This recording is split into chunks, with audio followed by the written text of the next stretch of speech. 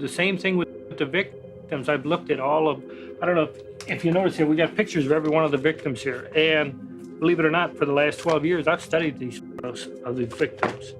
And there is no, we have a shot of all of the victims together here. And when you look over at the photos, I have no recollection of any of them. Never met them.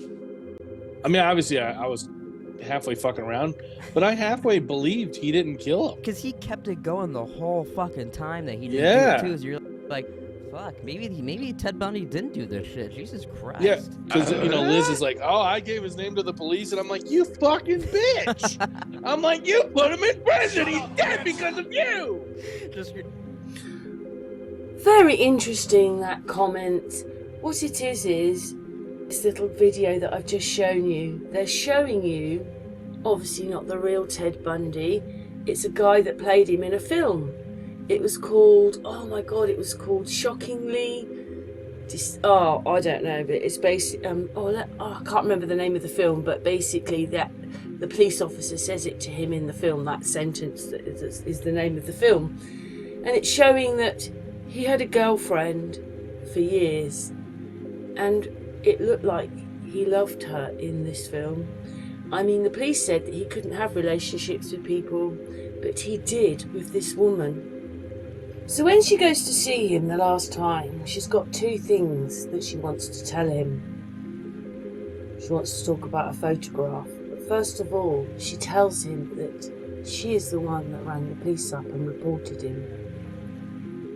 But even that's really strange, because she rang up twice, anomalously, to report him. And the police officer said he's too old and he's not in the right colour car. The colour of the car is wrong. But when another death happened, or something else happened, she rang in again and got an officer, and then everything changed. But why would two officers tell her that the colour of the car was wrong? And then in the end he gets arrested, and then they're able to say that he's there in the footage because he was surveilling for his next victim. You can always be in pictures, can't you? If you are living there and they're filming it. I don't know if that was enough to say that he was prowling his next victim. And it's really strange that the police officers, two different officers, told her that it was the wrong colour car. One of them said he was too old. I thought that was very strange, but anyway, let's carry on. And he wanted to marry her. When she's talking a little bit later on, well, I think I cut that out, but basically she was like, the woman that is his girlfriend today, that she couldn't believe that he'd done it. But she realised when she looked back that there were times when he went off for hours, and then there was like crutches in the room, and he killed one of the people with crutches. And then what it was is he got round her by saying, oh no, I needed that for that, and I needed the mask when if it gets cold and I'm stuck in snow. And he had answers for everything, to why when they found his car full of all this stuff, they thought, oh my god, look, he could be kidnapping people. He got round it with his girlfriend, but it was really credible, because I watched the film and I thought, I never saw him in the light that they were showing, but I mean, he was almost mentally ill, wasn't he, when you hear some of the things he said and his hand movements and things. He had something, you know, he was a bit affected. And in the film, because obviously it's only at the end in the film, the girlfriend is on and off with him all through the court case because she just can't believe what she did. And then in the film it says that she reported him to the police because they were talking about a Volkswagen. She rang in twice, and twice they said it wasn't him because the colour of the Volkswagen was wrong. So because they did a sketch and the sketch looked a bit like him, and because so many people were, that's the name of the film, Extremely Wicked, Shockingly Evil and Vile. That is the name of the film.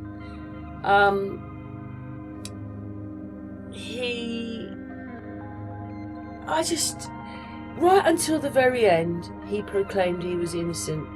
And then in the last time he saw her in the film, he said, I'm going to have to say something soon because it's not long. It's about a week before he was going to be put to death. And there's an interview in here just hours before he was put to death, supposedly. But he said, if I don't say something, I'm going to lose my life. I didn't do it, but I'm going to have to give them something. And then it's in a video I saw, it said, and you know, basically, then, oh no, in the film, it must have been in the film, and they used bits of footage at the end and copied that into the film. Obviously the actor's playing it, but yeah, they used bits of his videos which they captured, where he's saying, I'm just being set up, basically. And he even took over his, he even,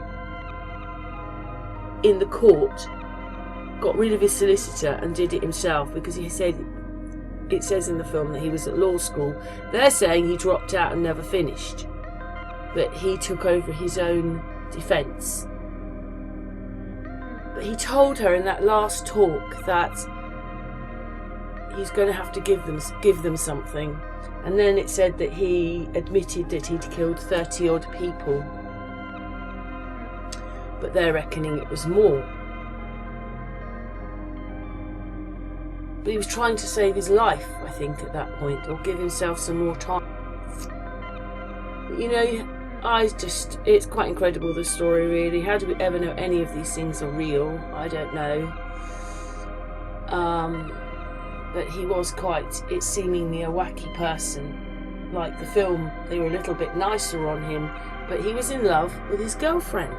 Anyway, what it was is, the police gave us some pictures, and one of them, so she's the last conversation she's having with him, and she said, it took me about 10 years to look at this photograph properly because I couldn't. And she gets the photograph out, and then she slaps it on the window between them because he's obviously in prison. And she said, how did you do that? And she even asked him, did you ever think about doing it to me? He said, well, he didn't. I don't think he answered that in the film. But there was a bit of mist on the window. So he wrote, so after saying he was innocent, and she showed him the picture, she said, how did you do it? He said, with a hacksaw. Chopped her head off. And then he admitted to all the deaths.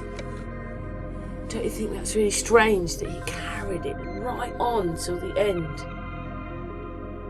Yeah. I still have a sense of disbelief that this man that I love could go out and do such horrific things. To Liz Kendall, Ted Bundy was not a sadistic murderer who killed dozens of women. Mr. Ted Bundy, you've been involved in how many homicides? Oh, we came up with 30. But the man she loved. Is it fair to say, at least at first, that Ted Bundy was a gentleman? Oh, completely. My parents loved him. He was really it, in my opinion. And I really wanted to marry him. This is Ted Bundy, not long before he would escape from a jail in Aspen, Colorado, doing an interview proclaiming his innocence. But the reason I went on my own is because I just felt it was time. I felt it was right. I wanted to get involved. I wanted to become a part of my defense because I am such a part of it. I mean, I obviously, I'm going to bear the consequences, so why not bear the responsibility of seeking my own acquittal and sustaining my own innocence. Ted, when you left Salt Lake, when you were extradited, you issued a statement saying you feel that everything will turn out all right, that you are innocent. Do you still feel that? Yeah, more than ever. He was indeed not innocent. Part of his childhood is how he's raised. He's adopted by his grandparents. He's raised alongside a person who he is told is his sister. But she wasn't. She was actually his mother. This arrangement went on for almost 4 years, with Ted's grandparents as his main carers. His grandfather was quite a violent character, so that suggests to me that very early on in his life, he's almost in a bit of a survival mode. What we've got happening here is this resentment brewing. Bundy dropped out of university in 1968 The following year, he returned to the East Coast in what he later described as a bid to understand his roots. He discovers that the woman that he's considered to be his sister for his whole life is actually his mother. The two most important women to him, in essence, both deny and abandon him. The significance to him of that is that women simply cannot be trusted. Guilty. Your conclusion is what? That he did not commit the murders in Washington State, that he did not abduct Carol DeRange, that he did not murder or abduct any of the other women in Utah, that he did not kill Karen Campbell, that he did not commit the crimes at Cuyahoga in Lake City or on Dunwoody Street in Tallahassee. Ted, it is about 2:30 in the afternoon. You are scheduled to be executed tomorrow morning at 7 o'clock if you don't receive another stay. What is going through your mind? What thoughts have you had in these last few days? We are your sons and we are your husbands. And we grew up in regular families. Do you deserve the punishment the state has inflicted upon you? That's a very good question, and I'll answer very honestly. I don't want to die. I'm not going to kid you. I'll kid you not. I deserve certainly the most extreme punishment society has, and I think society deserves to be protected from me and from others like me. That's for sure. So, we've got a few things that are a bit sketchy. Then he's admitting to these murders. Do you think that he was a... So, we've got a few things that are a bit sketchy. Then he's admitting to these murders. Do you think that he was a real person? This is a real case? Or do you think he didn't do it? What's your thoughts? I'm just asking. I like to ask these things. It was just very strange seeing the film. They portrayed him quite differently there, and you didn't see him killing anybody. Yeah. He says he was set up. What's your... Oh, and then he admitted it, didn't he? Supposedly. And they reckon there was nearly 100 people that he killed. And I just saw a video saying that one of his victims they think was a man. Anyway, thanks for watching.